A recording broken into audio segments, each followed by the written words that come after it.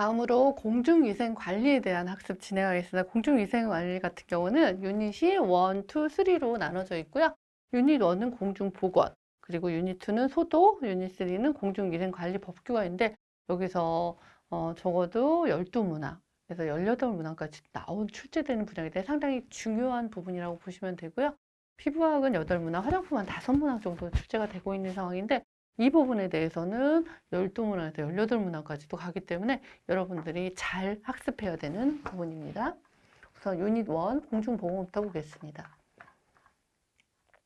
자, 공중보건학의 기초. 공중보건학의 정의부터 알아두셔야 되는데 조직적인 지역사회의 노력을 통하여 지역사회라고 합니다. 너무 중요해요. 조직적인 지역사회의 노력을 통하여 질병을 윈슬로우가 얘기한 거예요. 윈슬로우가 질병을 공중보건학을 윈슬로우라는 사람이 이제 정의를 내려놓은 거예요. 질병을 예방하고 생명을 연장시키며 신체적, 정신적 건강 및 효율을 증진시키는 기술이며 과학이다라고 얘기했습니다. 자, 신체적, 정신적, 사회적으로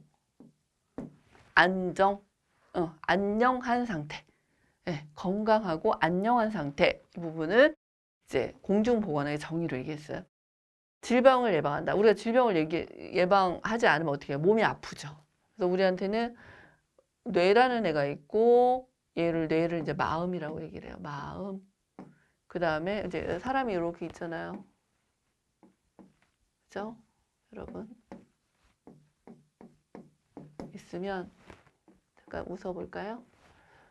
항상 여기에는 뇌라는 애가 있고 이게 이제 정신, 머리 이렇게 얘기하죠. 그다음에 이제 마음, 혼이라고 얘기를 하고요. 그다음 몸이 있습니다. 그죠? 그래서 얘네 둘은 같아요. 근데 둘이 잘 싸워요. 그래서 우리가 살아가면서 뇌의 명령을 받는 게 마음이거든요. 그래서 몸을 움직여줘야 되는데 이 뇌의 정신은 살아있는데 마음이 안 움직일 때가 있어요.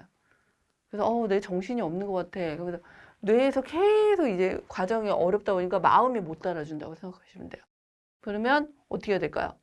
이 부분이 질병, 머리가 아파 그러면은 머리에 질병이 이제 생길 수 있는 거예요.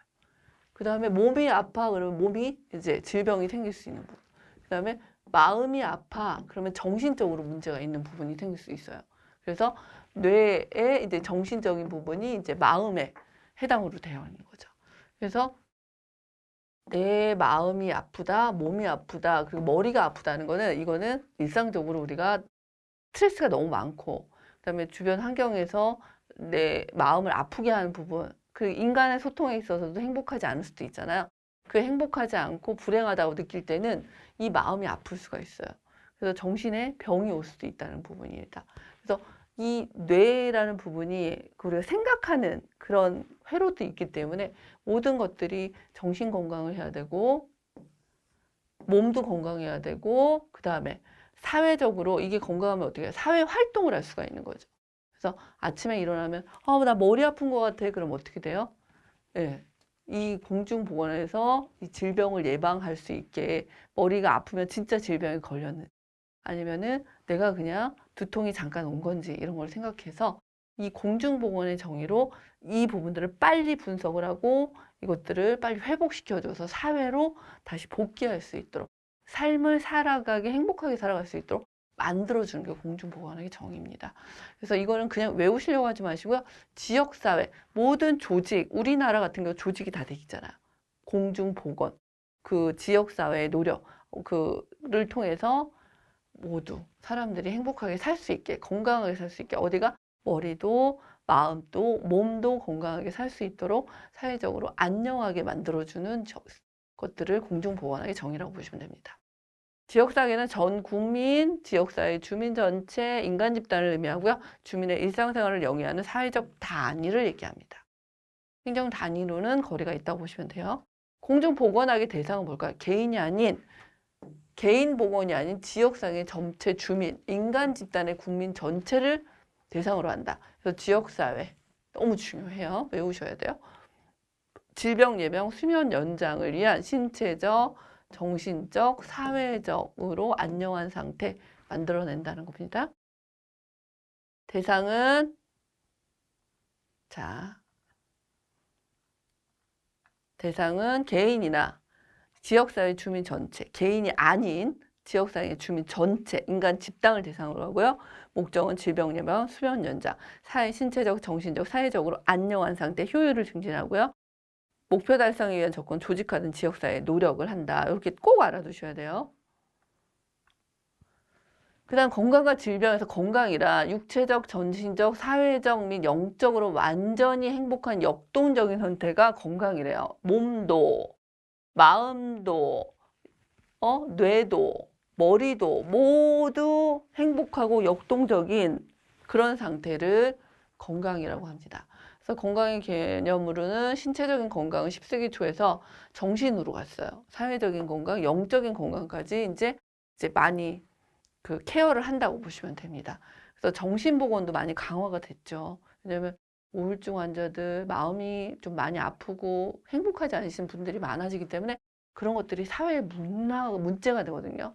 그래서 소중한 인재들을 잃게 되는 거기 때문에 이 건강이란 개념이 내 몸이 겉으로 보여지는 몸뿐만 아니라 속에 있는 속마음까지도 케어해주는 그런 건강학적 의미로 많이 바뀌고 있다고 보시면 돼요. 질병에 대한 겁니다. 인체의 조직 및 기관의 이상으로 신체의 기능이나 구조에 장애를 초래하는 형태라고 합니다. 그래서 질병을 발생하는 것들을 병인, 숙주, 환경 이 세 가지 요인 꼭 외우셔야 되고요. 질병, 우리가 뭐 예를 들어서 감기에 걸렸다. 이것도 질병이죠. 인플루엔자. 그래서 이 질병에 걸리기 위해서 세 가지가 필요합니다. 병을 일으켜주는 질병 발생의 직접적인 원인이 되는 애들이 있어야 돼요. 세균, 바이러스, 기생충, 곰팡이, 성인병, 직업병, 중독증, 성인병 이런 것들이 있고요. 숙주에는 질병 발생에 영향을 주는 신체 내부 요인이 있습니다. 연령, 성별, 유전, 저항력, 생활습관 이런 게 있는데 이 숙주는 말 그대로 내가 감수성이 높냐, 적냐 이런 것들에 대해 따르죠. 그래서 감수성이 높으면 저항력이 좀 약한 거예요. 그래서 숙주는 면역력이 좀 강하다라고 보시면 될 것 같습니다. 환경은 병인과 숙주를 제외한 모든 요인, 기후, 지형, 인구 분포, 생활 환경 여기에 해당이 되고요. 질병 발생의 3대 요인이 아닌 것은, 맞는 것은 이렇게 문제가 나올 수 있습니다. 숙주의 개념, 일반적으로 기생충 등의 영양을 공급하고 쉼터가 되는 존재, 인간을 얘기하고 이 숙주는 면역이 강한 사람도 있고 약한 사람이 있잖아요. 그래서 그런 것들을 감수성이 높으면 면역이 약해진다. 숙주가 좀 약하다. 감수성이 낮아지면 숙주가 좀 강하다. 이런 면역에 관련이 된다고 보시면 됩니다. 그래서 인구 복원, 인구 구성, 성별, 연령, 인종, 직업, 사회 계층별, 교육 수준별로 표시가 되는데 인구를 이제 어떻게 지금 형성이 되는지 알아야지 지금 현재 우리나라를 포함해서 모든 지금 현재 그 어떤 건강, 인구가 건강을 보존하기 위해서 관리 체계로 해서 만들어줘야 되거든요. 그래서 이게 이제 인구 복원에서는 인구 피라미드인 걸 볼 수가 있는데 이 조사를 통해서 특정 시점의 연령층별 인구 구성을 한눈에 볼 수 있는 그래프입니다. 한번 볼까요? 자, 인구 피라미드의 종류. 문제가 꼭 한 문제 정도 나와요. 피라미드형은 인구 증가형, 출생률이 사망률보다 높은 형, 후진국형을 얘기합니다. 그 다음, 이 이제 64세 이상, 65세 이상, 5세, 14세 미만, 이렇게 됐을 때 65세 이상이 이제 많은 사람보다 14세 이상이 이제 많다라는 부분으로 인구가 계속 증가하는 겁니다. 그래서 후진국형이라고 볼 수가 있고요. 종형은 인구 정지형, 출생률과 사망률이 같은 형이에요. 이상적인 형태죠. 그다음 항아리형은 인구 감소형, 출생률보다 사망률이 높은 형, 선진국형을 얘기합니다. 그 다음에 별형은 생산 연령 인구의 전입이 늘어나는 형, 도시형이고 표주박형은 인구 감소형, 생산 연령 인구의 전출이 늘어나는 형, 농촌형입니다. 문제 어떻게 나오냐면 도시형, 별형이다. 그러니까 밀집돼 있는 거죠. 그림으로 보시면은 이렇게 밀집이 되어 있죠. 그래서 인구 피라미드의 종류에 대한 문제는 한 문제 나올 수 있습니다. 보건 지표의 개념, 국가나 지역사회 건강 상태 보건 실태를 측정하는 거고요. 선진국인지 후진국인지 보건, 공중보건에서 이 보건에 대한 건강을 국민을 위한 건강을 보전시키는 활동을 되게 잘하고 있는지 그런 시스템이 잘 되어 있는지를 지표로 볼 수 있는데 WHO 3대 건강 수준 지표로 이제 확인할 수가 있습니다. 평균 수명, 어떤 연령의 사람이 평균적으로 몇 년을 더 살 수 있는지. 우리나라 같은 경우는 이제 뭐 100세, 120세, 10대까지 왔다고 한다. 우리나라 같은 경우는 그래도 평균 연령이 80대, 80세, 70세, 뭐 60세 이 중에서도 계속 올라가고 있는 것 같아요. 그래서 그 건강에 대한 그런 개인적인 생각도 크고 건강 관리를 위한 그런 시스템들이 잘 갖춰지고 있다고 보시면 될 것 같습니다. 비례 사망자 수는 연간 총 사망자에 대한 50세 이상의 사망자 수를 얘기하고요. 보통 사망률, 조사망률, 일찍 죽는 것, 측정 연도 인구 중에서 같은 해의 총 사망자 수를 의미하게 됩니다. 영아 사망률 출생 1000명에 대한 생후 1년 미만의 사망 영아 수는 한국의 건강 수준을 나타내는 지표입니다. 이 문제가 되게 잘 나올 수 있어요. 한 국가의 건강 수준을 나타내는 지표를 무엇이라고 하냐 그러시면 영아 사망률이다 라고 답을 찾아주시면 됩니다. 역학, 질병관리입니다. 역학의 정의 보겠습니다. 질병의 발생과 분포를 파악하는 거예요.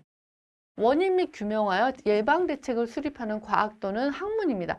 옛날에 역병이라는 얘기 들어보셨어요? 역병. 그래서 그 마을에 역병이 돌면 그 역병이 왜 도는지를 이제 계속 흐름을 따라 스토리를 만들고 그 부분들을 그 역으로 추적하는 부분들을 이제 역학이라고 하는데 이 역학은 만약에 뭐 식중독이 걸렸다 한 학교에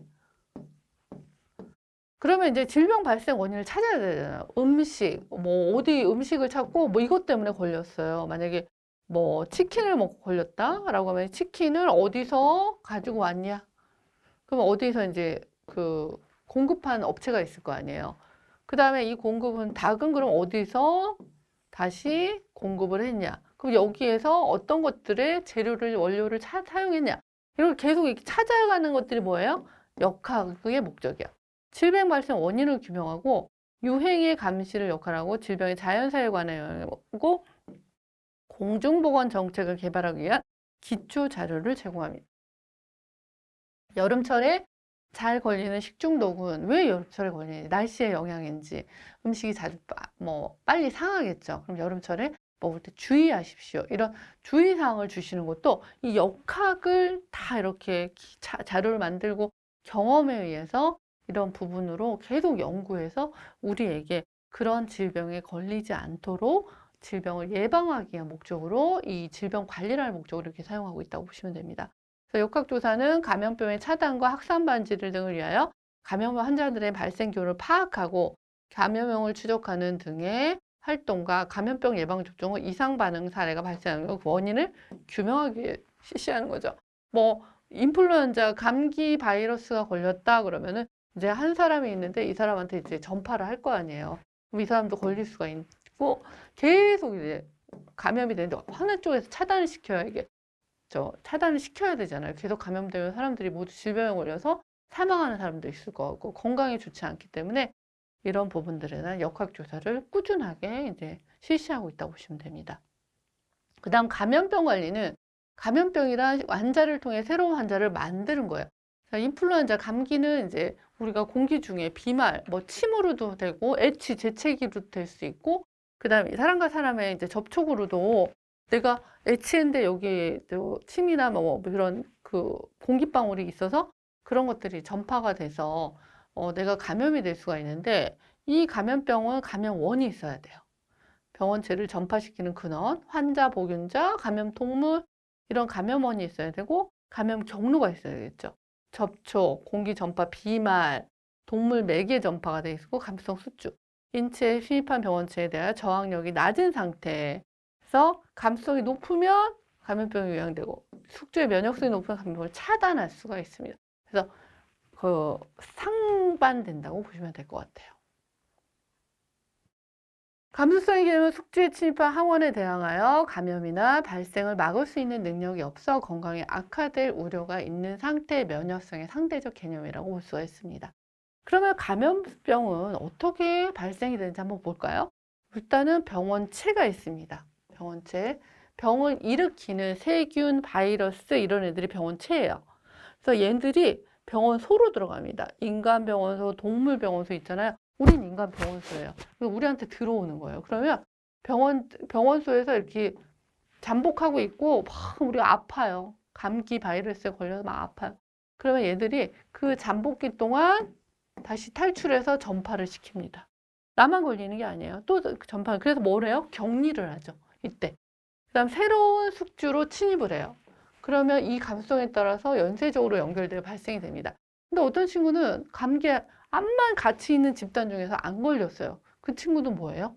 감수성이 낮은 상태, 면역력이 좋아서 이 그 병원체가 침입을 했어도 우리 몸에 침입했어도 질병으로 발생되지 않는다는 얘기입니다. 그래서 평소에도 운동하고 식습관 잘해서 면역력을 키우자, 잠도 잘 자고 하는 부분이 이 부분 때문에 그러는 겁니다. 병원체 숙주에 기생하면서 질병을 발생시키는 비생물, 바이러스, 리케차 세균, 진균, 사상균으로 분리할 수가 있습니다. 바이러스는 살아있는 조직세포에서 증식을 하고요. 이렇게 인플루엔자 이런 애들이 이제 바이러스예요. 상당히 작아요. 미세 현미경으로부터 볼 수가 있는 그런 부분이 바이러스고요. 리케차 세균과 유사하며 세균, 강근 부분 나성균의 모양이에요. 모양으로 이렇게 나눠져 놨어요. 짝대기 모양, 둥근 모양, 나선형 모양에서 이런 식으로 이제 이름을 붙여놓은 거고요. 그다음 진균, 사상균, 버섯, 곰팡이, 효모에서 무좀, 피부병 이렇게 이제 나눠져 있습니다. 그래서 병원체의 크기 이거 문제 잘 나옵니다. 어떤 부분이 가장 작냐 미세 현미경으로만 볼 수가 있다. 그럼 바이러스라고 찾아주시면 됩니다. 다음 병원소, 인간 병원소 먼저 볼게요. 병원체가 증식하여 그래서 이제 살다가 전파하는 거죠. 감염이 되는 그 장소, 내 몸에 있다가 이제 전파를 하게 되는데 침투하는 거예요. 우리 몸에 들어오는 거예요. 건강보균자는요, 보균을 하고 있어요. 감염이 됐어요. 근데 겉으로 보이지 않는 거예요. 만약에 이제 감기에 걸렸다면 열도 나고 기침도 하고 해야 되는데 감염은 됐는데 겉으로 이런 증상들이 나타나지 않는 것들을 뭐라 그래요? 건강보균자입니다. 그래서 제일 관리가 어려운 것들이 뭐예요? 건강보균자예요. 그래서 이 가장 병원체 침입했는데 증상이 없어 병원체를 배출하는 보균자로서 관리가 가장 어려운 보균자, 병원소는 무엇이냐 그러면 인간 병원소 중에서 건강보균자다라고 찾아주셔야 됩니다. 잠복기 보균자는 발병 전 잠복기간에 병원체를 배출하는 보균자이고요. 회복기 보균자는 감염병이 치료되었으나 병원체를 계속 배출하는 보균자. 이 부분들이 회복기 보균자입니다. 치료가 됐는데 계속 이제 배출을 하고 있는데 감염은 시키지 않는다는 얘기죠. 그래서 우리가 감염병에 걸리면 며칠 격리하고 그 다음에는 그냥 활동하셔도 됩니다. 일주일 격리하세요. 이런 것들이 여기에서 나오는 것들이라고 보시면 돼요. 그래서 건강보균자 꼭 알아두셔야 됩니다. 그 다음 이제 인간병원소가 있었고요. 그 다음 어디 병원소가 또 있냐? 동물병원소가 있어요. 그래서 동물병원소에는 동물, 병이 되는 원인에서 동물과 곤충인데 병원소, 쥐, 패스트, 발진열, 살모넬라, 고양이, 톡소플라스마, 살모넬라, 토끼, 야토병, 개, 공수병. 공수병은 그러니까 사람도 동물도 같이 생길 수 있는데 개한테 물리면 그래서 광견병 걸릴 수 있다는 얘기가 여기서 나와요. 그래서 개는 광견병 주사를 맞춰요. 그래서 예방 주사를. 근데 이 공수병이 뭐냐면 물을 무서워하는 거예요. 그래서 물을 무서워해서 물을 못 마셔요. 그래서 뭐 어떻게든 물을 못 마시면 우리 인간은 죽어가겠죠. 메말라가고. 그래서 사망에 이르게 되는 너무 무서운 질병입니다. 이런 것들이 그래서 개에 물리면 안 된다는 얘기고 이 개는 이 사람에게 물려서 그렇게 될 수가 있어요. 그래서 조심하셔야 되고 돼지는 일본내염, 소, 결핵, 탄저, 모기, 일본내염, 말라리아, 이, 발진티푸스, 벼룩, 콜레라 이렇게 파리는 콜레라, 이즈, 장티푸스 이렇게 나와 있네요. 그래서 이거는 여러분 잘 나와요. 그래서 연결해서 외우셔요. 쥐 패스트, 고양이 톡소플라스마, 토끼 야토병, 개는 뭐 여러분 아실 거고 돼지는 일본내요.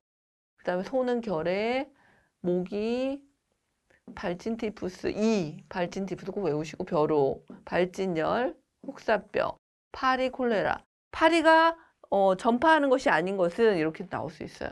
그래서 어려우시겠지만 이 내용들은 잘 외워두셔야 됩니다. 한 문제 정도 나올 수 있어요.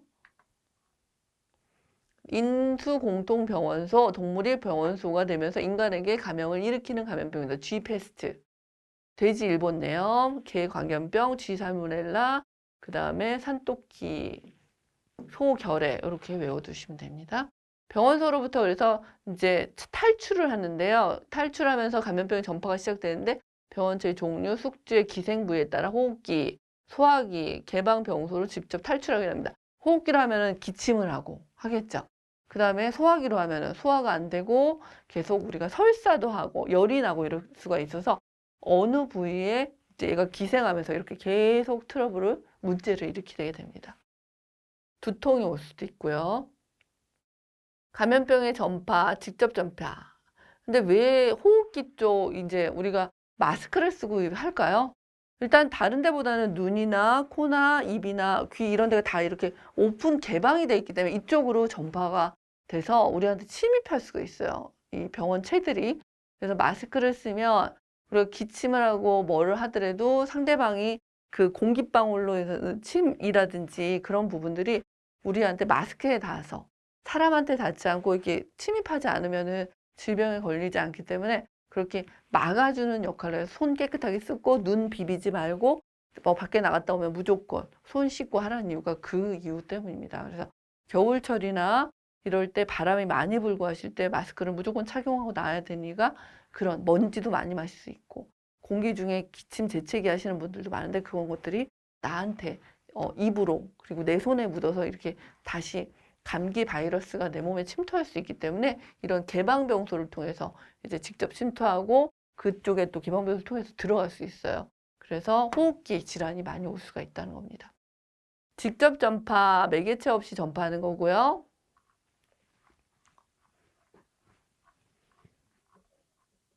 자, 성병, 직접 접촉해서 생기는 것들입니다. 성병, 피부병, 매도, 그 다음 기침, 재채기로 결핵, 홍역, 인플루엔자, 유행성 이하선염, 간접 매개체를 통해서 직접 간접적으로 하는데 호흡기를 통해 디프테리아, 결핵. 면역의 종류, 선천성 면역, 태어날부터 가지고 있다. 요거 부분들은 우리가 이제 피부에서도 좀 배웠었죠. 그래서 그렇게 이해하시면 될 것 같고요. 한 문제 정도 나올 수 있습니다. 그다음 감염병 관리, 감염병은 이제 심각도, 전파력, 격리 수준, 신고 시기 등을 기준으로 1에서 4급 등으로 분류하게 되는데요.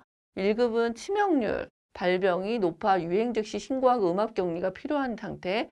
2급은 전파 가능성과 24시간 이내 신고. 3급은 계속 감시. 그다음에 4급은 유행 여부를 조사하기 표본 감시가 필요하고요. 여러분 이거는 너무 외워두셔야 돼요. 발생 즉시 1급. 에볼라 바이러스 뭐 많이 나오죠. 페스트, 탄저, 보톨리움, 뭐 야토병, 인플루엔자, 디프테리아, 뭐 그리고 콜레라.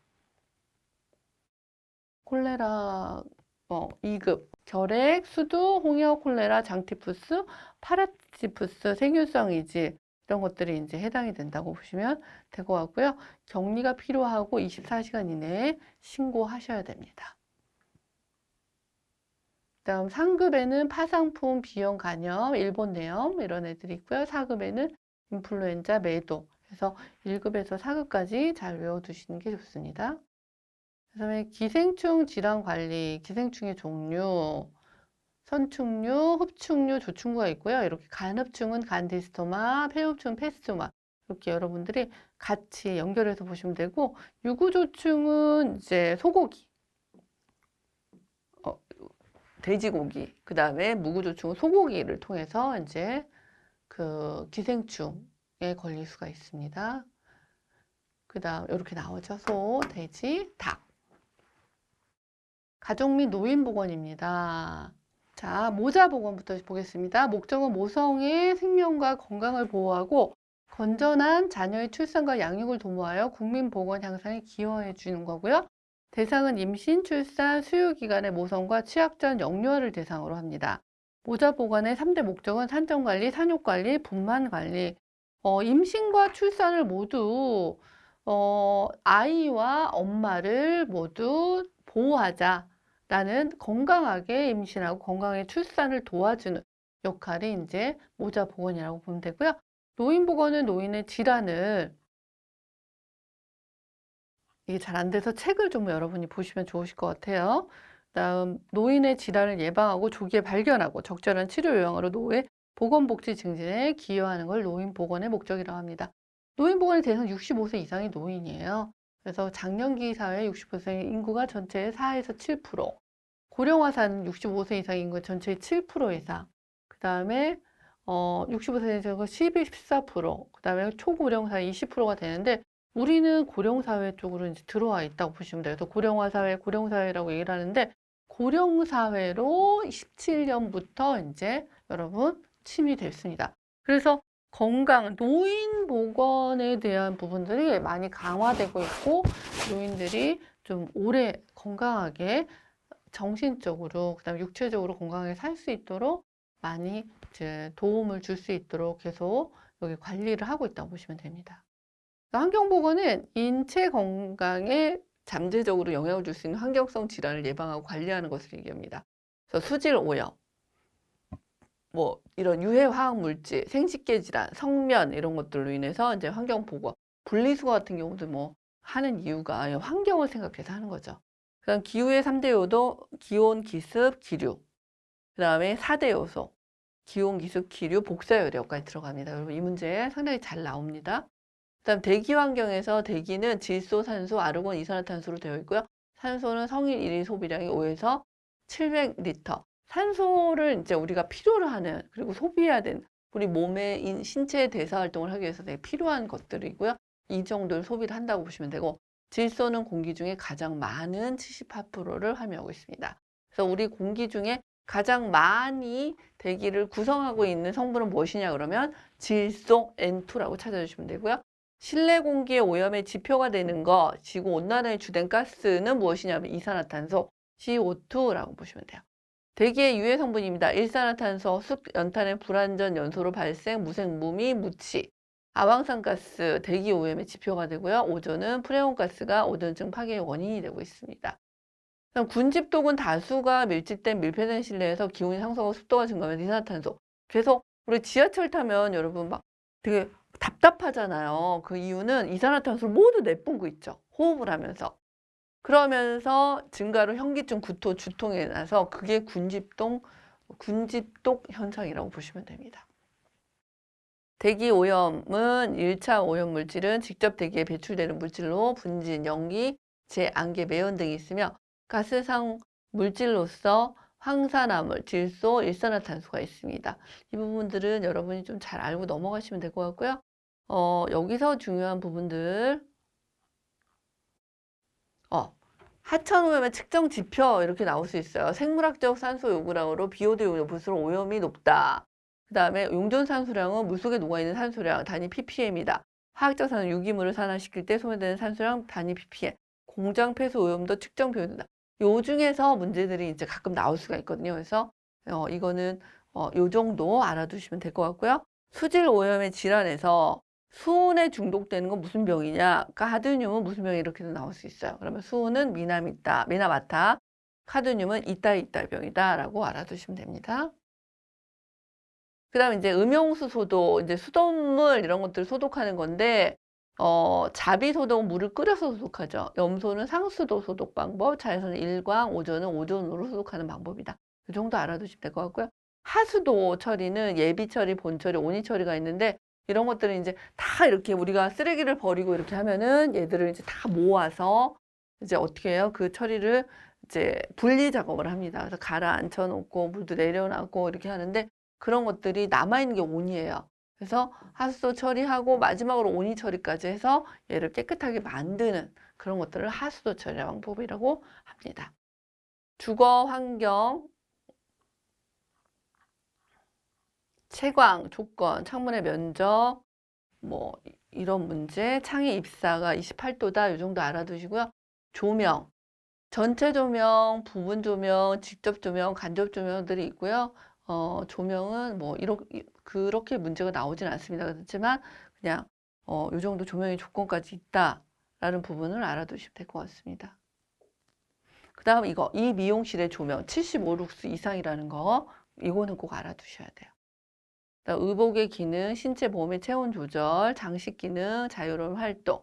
조건은 보온성이 있어야 되고, 통기성, 시원해야 되고, 흡수도 잘 돼야 되고, 습기도 너무 습하지 않게, 신축성도 있고, 편안해야 되겠죠. 내열성, 보온 효과도 있어야 된다라는 게 의복의 조건입니다.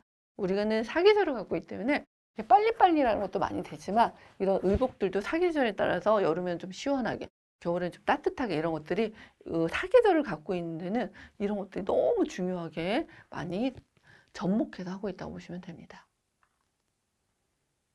다음은 식품위생. 그래서 이제 식품 첨가물, 기구 및 용기 포장을 대상으로 하는 음식에 관한 위생을 식품위생이라고 하는데, 식중독 부분 잘 알아두셔야 돼요. 식품 섭취 후 인체에 유해한 미생물 또는 유독물질에 의하여 발생하거나 발생된 것으로 판단되는 감염성 질환, 독소형 질환을 얘기를 하고요. 세균성 식중독은 감염형과 독소형으로 나눠지는데, 감염형은 살모넬라, 장염 비브리오, 병원성 대장균이 여기에 해당이 된다. 독소형은 포도상구균, 보톨리누스균, 웰치순이 여기에 해당된다. 이거 꼭 외워두셔야 돼요. 그래서 감염형 식중독이 아닌 것은 독소형 식중독이 아닌 것, 이렇게 문제가 나올 수 있거든요. 그리고 보톨리누스, 계절에 상관을 받지 않지만 사망에 이르기 치사율이 높고 독소를 갖고 있는 건 뭐냐 그러면은 독성을 갖고 있다는 보톨리누스라고, 통조림, 소세지에서 잘 발생된다. 그러면 보톨리누스 식중독 독소형이다. 이거 잘 알아두셔야 됩니다. 자연독 식중독은 식물성, 버섯은 무스카린, 감자는 솔라닌, 뭐 이렇게, 복원은 테스토로톡신, 섹시톡신, 베네루핀, 요 정도 여러분이 요거는 무조건 아셔야 됩니다. 그다음 영양소는 우리가 이제 피부 쪽에서 공부를 했고요. 이 부분은 넘어가도록 하겠습니다. 그다음 보건행정. 보건은 공중보건의 목적, 수면 연장, 질병 예방, 건강 진흥을 달성하기 위해 공공의 책임을 수행하는 행정활동이고요. 이게 범위예요. 이거 문제 잘 나올 수 있어요. 보건관계 기록의 보존, 환경위생, 보건교육, 감염병 관리, 의료모자보건 등을 이 보건행정에서 하고 있다는 거를 알아두시면 됩니다. 그 다음에 사회보장을 위한 사회보험, 국민연금, 고용보험, 산재보험, 장기요양보험이 사회보장을 위한 사회보험들이니까 이 부분도 우리가 지금 뭐 국민연금 내고 계시고요, 고용, 산재보험 직장에서 하고 계시고, 장기요양보험 내고 있고, 이런 것들이 사회적으로 내가 나이가 들어서 도움을 받고 이걸로 삶을 좀 행복하게 영위할 수 있도록 도움받을 수 있는 그런 저축 같은 개념이라고 보시면 될 것 같습니다. 그리고 세계공원기구 WHO는 1948년에 발족했고 본부는 스위스 제네바, 한국은 1949년 65번째로 회원국으로 이제 가입이 됐습니다. 자, 여기까지가 이제 공중보건학에 대한 내용이었습니다. 다음 소독에 대한 내용 잠시 후에 들어가도록 하겠습니다.